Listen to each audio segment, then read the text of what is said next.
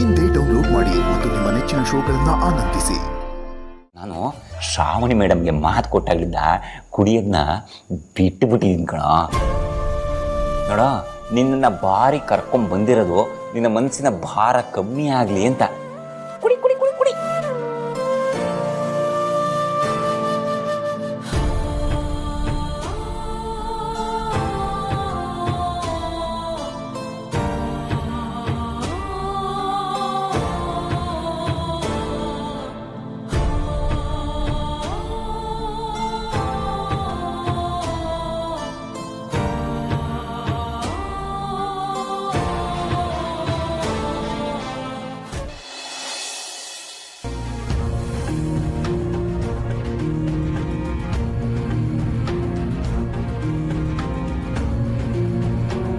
ಇದೇನು ಸುಬ್ಬು, ವಾಸನೆಗೆ ಟೈಟ್ ಆಗ್ಬಿಟ್ಟಿಯಲ್ಲೋ.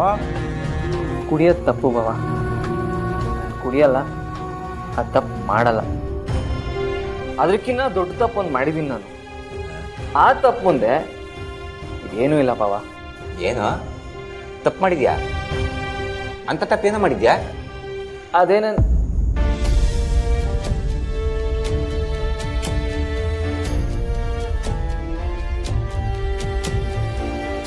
ಬಾಬಾ, ಮನುಷ್ಯನ ಹುಟ್ಟಿದ ಮೇಲೆ ಮನಸ್ಸನ್ನ ಅರ್ಥ ಮಾಡ್ಕೊಳ್ದಿರೋದೇ ದೊಡ್ಡ ತಪ್ಪು.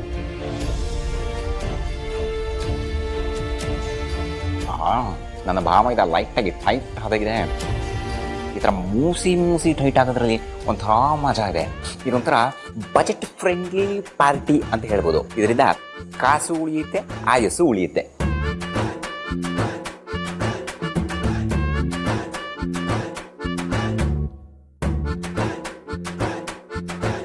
ಬಾಬಾ, ಇಷ್ಟು ದಿನ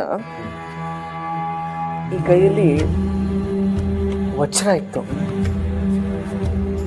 ಆದ್ರೆ ವಜ್ರ ಈ ಕೈಯಲ್ಲಿ ಇದ್ದಾಗ ಅದ್ರ ಬೆಲೆ ಗೊತ್ತಿರ್ಲಿಲ್ಲ ನನಗೆ. ಆದ್ರೆ ಈಗ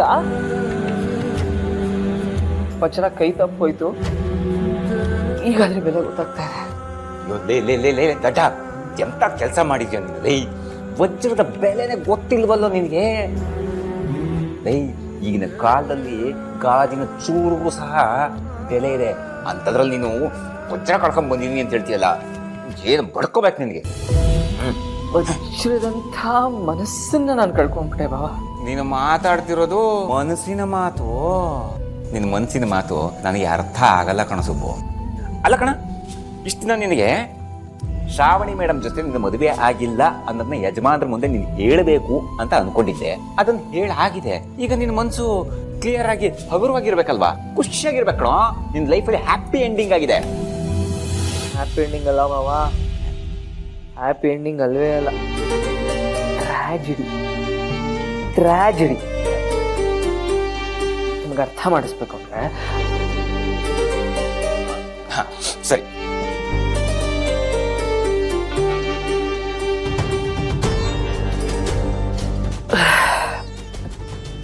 ಅರ್ಥ ಆಗ್ತದೆ ನಿಮ್ಗೆ ಅರ್ಥ. Sorry sir, love you. ಇರ್ಲಿ